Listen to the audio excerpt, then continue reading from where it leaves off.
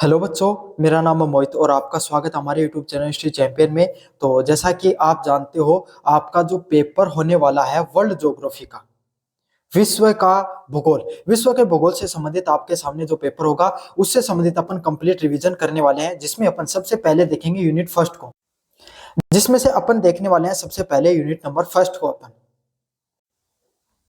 जिसमें अपन unit number जो first हमारी उसका रिवीजन करेंगे। और यूनिट नंबर फर्स्ट में जो चीजें आती हैं आपके सामने वो क्या होती है, क्षेत्र की अवधारणा और वर्गीकरण से संबंधित चीजें देखने को मिलती हैं। विस्तार से पढ़ेंगे आपके सामने पूरी की पूरी सारी की सारी चीजों को अच्छे से। बस आपको क्या करना है, चैनल को सब्सक्राइब कर देना, वीडियो को लाइक कर देना। आगे भी यूनिट थर्ड फोर्थ फिफ्थ और सारी की सारी one shot classes, important question सभी आपको इसी चैनल पे मिलेगा। और तो सब्सक्राइब करें और सारी चीजें आपके सामने डिस्क्रिप्शन में प्ले लिस्ट का लिंक दे दूंगा, वहां पर आप क्लिक करोगे वर्ल्ड ज्योग्राफी से संबंधित सारे सारे इंपॉर्टेंट चीजें आपको मिल जाएंगी। साथ के साथ अब मैं आपके सामने बात करूं, ये फ्री की जो पीडीएफ है ये आपको हमारे टेलीग्राम चैनल पे मिलेगी। कहां पर मिलेगी? जो हमारा टेलीग्राम चैनल है उस टेलीग्राम चैनल पे आप ये फ्री की सारी चीजें पढ़ सकते हो। पूरी पूरी पीडीएफ मुफ्त में मिलते हैं, तो उसका लिंक भी डिस्क्रिप्शन में मिल जाएगा। टेलीग्राम जरूर से ज्वाइन कर लेना। साथ के साथ बच्चों आपको क्या करना है, आपको करना है क्या कि अगर कोई प्रोडक्ट फ्लिपकार्ट या मंत्रा से खरीदना चाहते हो तो यहाँ पर व्यू प्रोडक्ट वाला ऑप्शन दिखाई दे रहा है, इस कोने में व्यू प्रोडक्ट वाला ऑप्शन या फिर शॉप वाला ऑप्शन, इस पे क्लिक करके खरीद लेना, आपको सबसे ज्यादा डिस्काउंट देखने को मिल जाएगा। तो चलो शुरू करते हैं अपन। क्या होती है क्षेत्र की अवधारणा? क्षेत्र की अवधारणा के बारे में पढ़ेंगे अपन विस्तार से। क्षेत्र क्या होता है? भूगोल में क्षेत्र पृथ्वी की सतह का एक ऐसा विशिष्ट भाग होता है जो समरूप विशेषताओं जैसे भौतिक, सांस्कृतिक व आर्थिक आधारों पर अपने आसपास के क्षेत्रों से भिन्न होता है। मतलब क्षेत्र क्या होगा? देखो भाई, क्षेत्र तो आपके सामने अपना जम्मू कश्मीर का भी है क्षेत्र, अपना कहाँ का है? जम्मू कश्मीर छोड़ दो, आप अलवर भरतपुर का ले लो, क्षेत्र अलवर भरतपुर का भी है क्षेत्र, अपना जैसलमेर का भी है ना? दोनों में क्या अंतर है? दोनों तो है तो क्षेत्रीय, लेकिन अंतर क्या है दोनों में? दोनों एक विशिष्ट भाग है। देखो उदाहरण से समझाऊंगा। जम्मू, अगर आप जैसलमेर में जाओगे कैसी मिट्टी देखने को मिलेगी? बालू मिट्टी देखने को मिलेगी। दिन में बहुत ज्यादा तापमान, रात को बहुत ज्यादा ठंड पड़ती है, मतलब बहुत ज्यादा, मतलब तापमान बहुत ज्यादा गिर जाता है। अंतर देखने को मिलता है, वर्षा बहुत कम होती है, शुष्क मौसम रहता है हमेशा, ह्यूमिडिटी बहुत कम रहेगी आपके सामने, है ना? नदियां वगैरह है नहीं आपके सामने। अब वही उदाहरण लेता हूं आपके सामने, कहाँ का? मैं अलवर भरतपुर का। अपन राजस्थान का उदाहरण लेते हैं, क्यों जम्मू कश्मीर तक जाए। अलवर भरतपुर में जाते हैं। अलवर भरतपुर का क्षेत्र, मिट्टी कैसी आपके सामने? कैसी है? जलोढ़ मिट्टी देखने को मिलेगी, या कहीं कहीं पर थोड़ी बहुत अपनी काली मिट्टी का भी देखने को मिलेगा, लेकिन मुख्यतः जलोढ़ मिट्टी मैदानों में जो पाई जाती है आपके सामने, वो वाली मिट्टी दिखाई देती है। जमीन कैसी है? समतल है। वहां पर कैसी है? टीले हैं। समझ में आ गया आपके सामने? पानी क्या है? अच्छी खासी मात्रा में आपके सामने पानी देखने को मिल जाएगा, है ना? वर्षा ठीक ठाक होती है, ना कम ना ज्यादा, लेकिन कृषि के लिए उपयुक्त है। तो आपके सामने दोनों में देखो कितना अंतर देखने को मिल रहा है। समझ में आ गया? तो दोनों ही क्षेत्र हैं। तो कोई एक जो कुछ समरूप विशेषताएं होती हैं कोई भी क्षेत्र की, जैसे उसकी भौतिक, कि वो भौतिकी कैसी है, वहां की सांस्कृतिक और आर्थिक आधार क्या है, आसपास के क्षेत्रों से भिन्न होता है। क्या तो भौतिक, मतलब जो भौतिक क्या होता है आपके सामने, कैसी मिट्टी है, कैसे आपके सामने पानी है, वातावरण कैसा है। दूसरी चीज कैसे विशेष हो सकता है कोई क्षेत्र? संस्कृति पर, वहां के जो लोग हैं वो किस प्रकार का खान पान करते हैं आपके सामने। देखो अलवर भरतपुर का क्षेत्र अपना, है ना? और भरतपुर, आप इससे ज्यादा दूर के जो आप यहाँ पर यूपी वाला क्षेत्र चले जाओ, पास ही पड़ता है आपके सामने। दोनों दोनों के खान पान में, रहन सहन में, बोली में अंतर देखने को मिलेगा आपके सामने। आर्थिक, जयपुर से आपके सामने, जयपुर जो शहर है उससे आप 50 किलोमीटर दूर चले जाओ, उतने आर्थिक दृष्टिकोण से मजबूत चीजें नहीं दिखाई पड़ती हैं जितने शहर में दिखाई पड़ते हैं। तो यही है, कोई भी क्षेत्र वो तीन तरीके से आपके सामने अलग दिखाई पड़ता है। भौतिक दृष्टिकोण से, है ना, जिसको भौगोलिक भी बोलते हैं, संस्कृति के दृष्टिकोण से, और आर्थिक पैसों के दृष्टिकोण से अलग अलग भिन्न दिखाई पड़ता है। उदाहरण दे दिया, एकदम स्पष्ट रूप से आपको चीजें समझ में आ गई होंगी। यह एक इकाई के रूप में अध्ययन होता है जो सीमाएं स्पष्ट व स्पष्ट होती है। मतलब इसको अगर अपन विस्तार से अध्ययन करने की चीज प्रयास करें तो कुछ चीजें आपको स्पष्ट दिखाई पड़ती हैं, कुछ चीजें आपको स्पष्ट दिखाई नहीं पड़ती हैं। मतलब हम इसको विस्तार से पढ़ेंगे तो आपको हर चीजें आपको विस्तार से समझने को मिलेगी। अगले वाला पॉइंट है वर्गीकरण। क्षेत्रों को विभिन्न आधारों पर वर्गीकृत किया जा सकता है। मतलब कोई भी क्षेत्र होता है उसको एक आधार पे नहीं, आप विभिन्न अलग अलग प्रकार के जो आधार होते हैं उसके आधार पे आप क्या कर सकते हो, उनको वर्गीकृत है वो कर सकते हो। पहले प्रकार का जो आपके सामने वर्गीकरण देखने को मिलता है उसको क्या बोला जाता है? समरूपी या औपचारिक क्षेत्र के वर्गीकरण के रूप में जाना जाता है। इसमें एक या एक या एक से अधिक समान या भौतिक संस्कृतियां विशेषताएं होती है। मतलब समरूपी क्या होता है? समानता। समझ में आ गया? समरूपी मतलब समानता। तो कोई भी एक या एक से अधिक जो क्षेत्र होते हैं उसमें कोई भौतिक समानता या सांस्कृतिक जो समानता देखने को मिलती है उसी को क्या कहा जाता है आपके सामने? समरूपी क्षेत्र के नाम से जाना जाता है। उसको किस रूप से जाना जाता है? समरूपी क्षेत्र के नाम से जाना जाता है। हो सकता है कि भौगोलिक दृष्टिकोण से समानता हो सकता है सांस्कृतिक दृष्टिकोण से भी समानता देखने को मिले। समझ में आ गया आपके सामने? अब क्या होता है? उदाहरण के लिए गंगा के मैदान व सहारा मरुस्थल, है ना? जो गंगा के मैदान होते हैं और आपके सामने सहारा मरुस्थल है।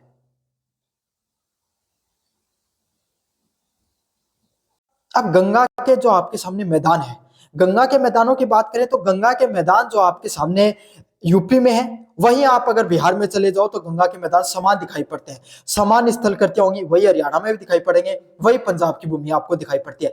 तो गंगा के मैदान आपको जहां जहां पर दिखाई पड़ेंगे वहां पे उनकी क्या समान स्थल करती है, मतलब जमीन वो एक जैसी दिखाई पड़ती है, कृषि भी एक जैसी दिखाई पड़ेगी। वहां पर चावल की फसल दिखाई पड़ेगी, वहां पर गेहूं की फसल दिखाई पड़ेगी, वहां पे गन्ने की फसल मुख्यतः दिखाई पड़ेगी। वही आपके सामने पंजाब में फसल होती है, वही हरियाणा के गंगा के मैदानों में होती है, वही यूपी में होती है, वही बिहार के गंगा के मैदानों में होती है। तो जो एक स्थल है जहां पे एक से अधिक चीजों की भौतिक या सांस्कृतिक समानताएं देखने को मिली जाती है उसको क्या कहा जाता है? समरूपी क्षेत्र के नाम से जाना जाता है। रट लो, समरूपी मतलब समान क्षेत्र। अगला क्या है? सहारा मरुस्थल। अब सहारा मरुस्थल राजस्थान में पाया जाता है। तो भाई चाहे जैसलमेर में चले जाओ, चाहे बाड़मेर में चले जाओ, चाहे जोधपुर में चले जाओ, चाहे चूरू में आ जाओ, चाहे हमारे शेखावाटी क्षेत्र में आ जाओ, जहां पे मरुस्थलीय चीजें देखने को मिलती हैं वहां पर क्या समान जलवायु है। कैसे? शुष्क जलवायु देखने को मिलेगी, वर्षा कम होगी, मोटे मोटी फसलें हैं वो मुख्यतः आपको मोटे अनाज की फसलें आपके सामने मुख्यतः देखने को मिलेगी। समझ में आ गया आपके सामने? तो यही है ऐसी जलवायु जहां पर एक से अधिक भौगोलिक या सांस्कृतिक विशेषता पाई जाती है उसको क्या कहा जाता है? समरूपी क्षेत्र के नाम से जाना जाता है। अच्छे से याद कर लो, मैं बहुत कोशिश करूंगा आपको यहीं पर याद करवा दूं क्योंकि कठिन चीजें याद नहीं होती, मुश्किल से चीजें याद होती। अगला है कार्यात्मक व नोडल क्षेत्र। एक केंद्र बिंदु के चारों ओर संगठित होता है, जैसे कोई कार्य सेवाएं परिवहन होता है। या अच्छे से याद करना, नोडल क्षेत्र, कार्यात्मक क्षेत्र। कोई शहर है, शहर में लगे हुए मान लो गन्ने की फैक्ट्री, है ना? तो अब गन्ने की फैक्ट्री क्या है? शहर जैसे आपके सामने कोई शहर मान लो, कोई भी जगह मान लो आपके सामने, जयपुर मान लो। अब जयपुर में मान लो आपके सामने चीनी की फैक्ट्री लगी है, गन्ने की क्या फैक्ट्री होगी? चीनी की फैक्ट्री होगी। तो अब क्या आसपास ऐसा होता नहीं है हमारे यहाँ पर, लेकिन मान लो आप, है ना? तो आसपास का जो क्षेत्र है वहां से क्या लेकर आया जाएगा? आपके सामने गन्ना है वो लेकर आया जाएगा। समझ में आ गया आपके सामने? सारा परिवहन वहां पर जाएगा, मजदूर वहां पर जाएंगे, सारा कामकाज वहां पर देखने को मिलेगा। तो इस प्रकार के खास करके नोडल क्षेत्र क्या होते हैं? शहरी क्षेत्र को नोडल क्षेत्र बोला जाता है, जो जिसके ऊपर क्या होता है? सारी की सारी चीजें हैं उसी क्षेत्र के आसपास घटित होती हैं। जैसे कोई कार्य वहां पर होगा, सबसे ज्यादा रोजगार वहां पर देखने को मिलेगा, सेवाएं, हॉस्पिटल आपके सामने, अच्छे हॉस्पिटल, अच्छी सड़कें, अच्छे आपके सामने घर, आपके सामने अच्छी परिवहन से संबंधित समस्या चीजें सभी वहां पर देखने को मिलेंगी। समझ में आ गया? और वहां पे सबसे ज्यादा रोजगार देखने को मिलेगा। तो इस प्रकार के क्षेत्र को क्या कहा जाता है? कार्यात्मक या नोडल के नाम से जाना जाता है। नोडल का अर्थ क्या आता है? मुख्य क्षेत्र। जैसे दिल्ली शहर के सेवा क्षेत्र, दिल्ली राष्ट्रीय क्षेत्र या राजधानी क्षेत्र। तो दिल्ली हो गया, नोएडा हो गया, आपके सामने जो अपना राजस्थान में जयपुर है, इधर की साइड में जोधपुर है। तो ये कुछ ऐसे क्षेत्र हैं जो शहरी क्षेत्र हैं जिसके आसपास सारी सारी चीजें देखने को मिलती है। भाई आपको अगर कोई बड़ा काम करना होता है, आपको एग्जाम देनी होती है कंपटीशन की, कहाँ जाओगे? जयपुर चलो भाई, आपको वहीं सेंटर आता है। अगर आपको कहीं पर चीजें नहीं, शॉपिंग करनी है आपको, जयपुर में जाओ, वहीं पर आपको अच्छे कपड़े या फिर सस्ते दरों में चीजें मिलती हैं। और कोई चीज खरीदनी होती है तो शहर के आसपास आपके सामने क्या देखने को मिलता है? सारी सारी चीजें, अच्छी बेहतर सुविधाएं देखने को मिलती हैं। अगले वाला पॉइंट है योजना व प्रोग्मेटिक क्षेत्र। ये छोटे छोटे पॉइंट है, मुश्किल है, टर्मोलॉजी समझना मुश्किल है, लेकिन हम हैं तो कुछ मुश्किल नहीं है। योजना क्या होती है? विशिष्ट योजना या प्रशासनिक उद्देश्य से परिभाषित क्षेत्र। मतलब योजना व प्रोग्रामेटिक क्षेत्र क्या होता है? भाई आपने सुना होगा ना कि वो तो रिको एरिया है, राजस्थान में सुना होगा ना, वो तो रिको एरिया है, वो इंडस्ट्रियल एरिया है ना? वो सिंचाई संचित एरिया है, सिंचाई कमान क्षेत्र है। सुना है ना आपने ये सब चीजें? भाई कम से कम कुछ नहीं सुना आपने, रिको एरिया तो सुना होगा, शहर के आसपास रहते हो आप, कितना ही छोटे से छोटे शहरों, रिको एरिया तो सबको बताते हैं। तो इस प्रकार का जो एरिया होते हैं, क्षेत्र होते हैं, उनको क्या कहा जाता है? विशिष्ट योजना या प्रशासनिक उद्देश्य के लिए बनाए गए क्षेत्र। मतलब रिको एरिया किस लिए बनाए गए थे? राजस्थान में उद्योगों को विकास करने के लिए शहर के बाहरी क्षेत्र में क्या कर दिया गया, जमीन को आवंटन कर दिया गया, ताकि क्या हो, शहर में जो उद्योग है वो नहीं, मतलब शहर में उद्योग पनपे लेकिन बाहरी क्षेत्र में पनपे, ताकि क्या है, आम जनमानस को वहां पर दिक्कत नहीं हो। समझ में आ गया? उसको रिको एरिया के नाम से जाना गया। तो वो क्या था, वो रिको एरिया एक योजना थी रिको, जिसके नाम से उसको, उसके नाम पर उस क्षेत्र का नाम रखा गया। समझ में आ गया? एक सिंचाई कमान क्षेत्र क्या होता है, जहां पर बांध वगैरह का जो क्षेत्र होते हैं उस पर इस प्रकार के जो क्षेत्रों का निर्माण किया जाता है। समझ में आ गया? तो परियोजनाओं के आधार पर इन सब चीजों का निर्माण करते हैं। अच्छे से याद कर लेना सारी सारी चीजों को। परपेचुअल और आपके सामने वर्कुनल क्षेत्र, लोगों की धारणाओं या लोक भाषाओं पर आधारित क्षेत्र जिसकी कोई संचित सीमा नहीं होती, मतलब लोगों की धाराएं और लोक भाषाओं के आधार पर जो क्षेत्र बना दिए जाते हैं उनको क्या कहा जाता है, आपके सामने परपेचुअल क्षेत्र के नाम से जाना जाता है। किस क्षेत्र के नाम से?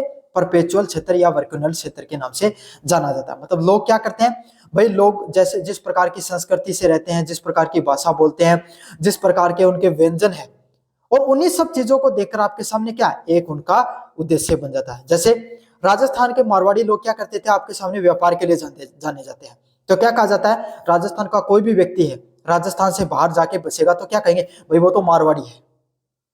राजस्थानियों की पहचान किससे हो गई? मारवाड़ियों से हो गई, है ना, क्यों? वो व्यापारी थे और सारे पूरे भारत में घूमते थे अपने व्यापार के लिए, तो राजस्थान के हर व्यक्ति को बाहर क्या जाना जाता है, मारवाड़ी के नाम से जाना जाता है। समझ में आ गया? इस प्रकार की जो अपनी अवधारणाएं होती हैं उस प्रकार के क्षेत्र को क्या बोला जाता है? परपेचुअल और वर्कुनल क्षेत्र के नाम से जाना जाता है। उम्मीद है मुझे आपके सामने अच्छे से सारी चीजें समझ में आ गई होंगी। उदाहरण के लिए आपके सामने मिड वेस्ट अमेरिका, है ना, दक्कन के पठार। अब दक्कन का पठार क्या आपके सामने सबसे पहले दक्षिण हिस्से में देखने को मिलता है भारत के, और पठारी क्षेत्र आपके सामने ज्वालामुखी से उत्पन्न हुआ गया पठार है, तो इसको अपन क्या बोलते हैं आपके सामने, दक्कन का पठार। आपको सीमांकन थोड़ी कर रखा है कि भाई ये दक्कन का पठार है, नहीं है ना ऐसा कोई सीमांकन, लेकिन अपन बोलते हैं दक्षिणी क्षेत्र को, नर्मदा से नीचे के क्षेत्र को। अगले वाला क्या है, यही आपके सामने वर्गीकरण भौगोलिक अध्ययन को व्यवस्थित करने में मदद करता है, और इस प्रकार के जो वर्गीकरण दिखाई पड़ते हैं यही क्या करते हैं आपके सामने, जो हमारे भूगोल को अध्ययन करने में हमारी बहुत ज्यादा मददगार भी सिद्ध होते हैं आपके सामने। यह था आपके सामने यूनिट फर्स्ट का जो पहला महत्वपूर्ण प्रश्न, जिसके बारे में मैंने विस्तार से आपको बता दिया है।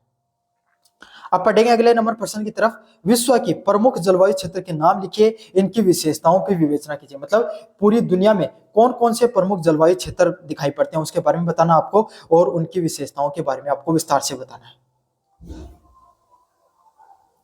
विश्व को विभिन्न जलवायु क्षेत्रों में बांटा गया है जो तापमान और वर्षा के पैटर्नों पर आधारित होता है। मतलब अगर हम पूरी दुनिया की बात करें तो अलग अलग प्रकार के जो भौगोलिक क्षेत्रों में बांटा गया है, जो किस पे आपके सामने, तापमान और वर्षा के आधार पर मुख्यतः इन सब पैटर्नों पर बांटा गया है।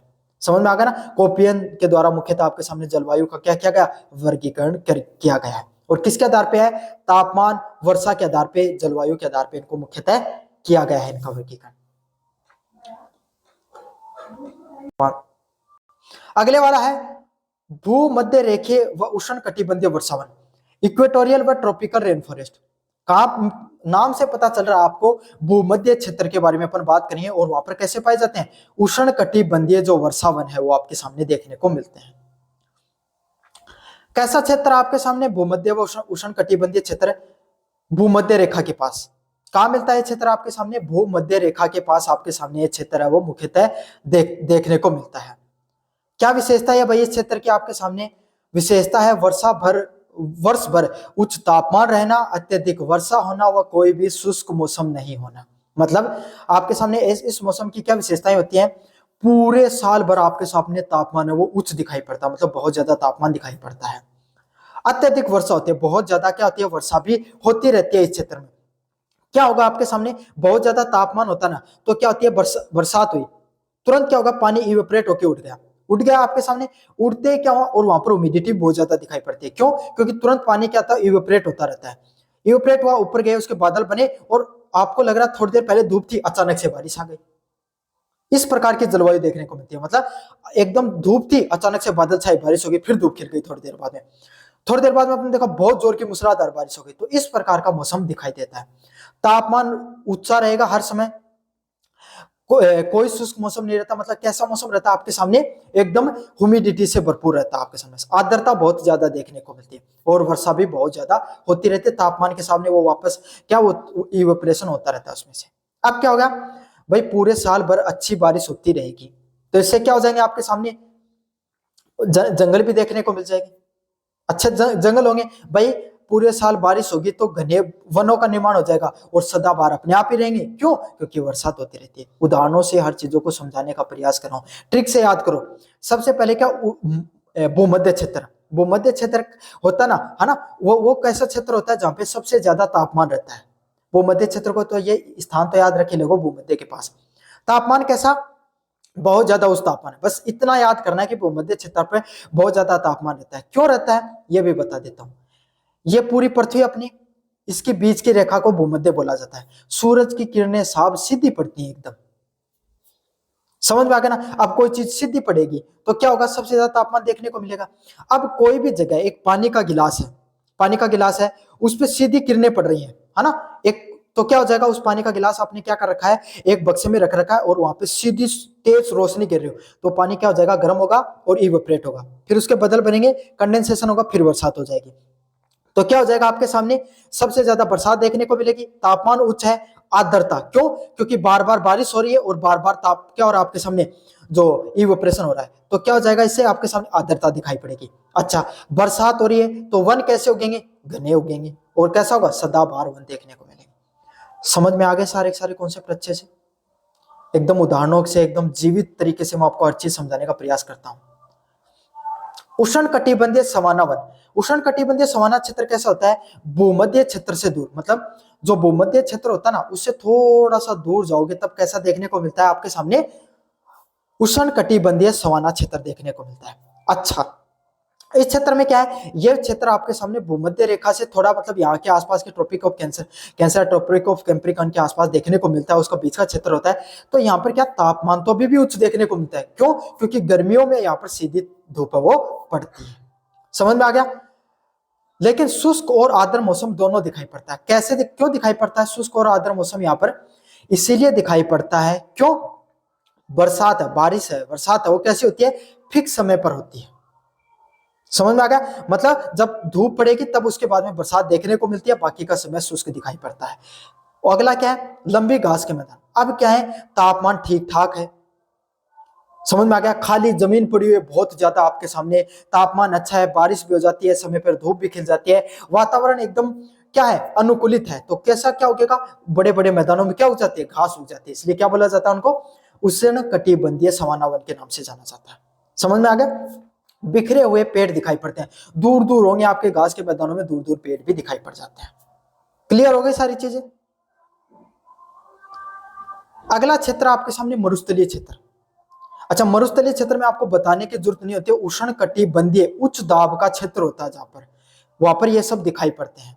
क्या होता है आपके सामने, उच्च व निम्न तापमान दोनों प्रकार का तापमान दिखाई पड़ेगा।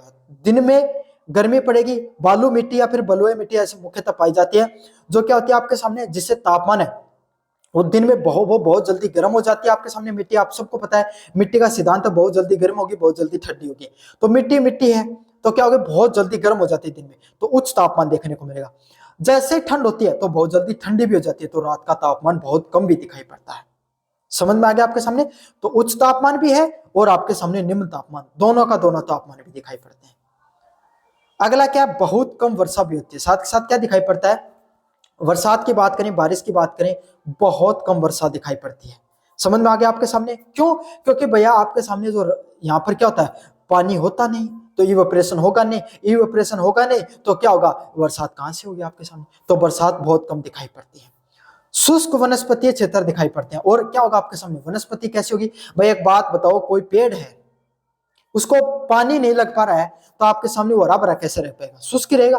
तो झाड़ियां मुख्यतः यहाँ पर देखने को मिलती हैं, कैक्टस उग जाते हैं, झाड़ियां उग जाती हैं मुख्यतः आपके सामने, इस प्रकार के पेड़ पौधे आपके सामने दिखाई पड़ते हैं। समझ में आ रहा है, अपना जैसलमेर वाला क्षेत्र मान लो।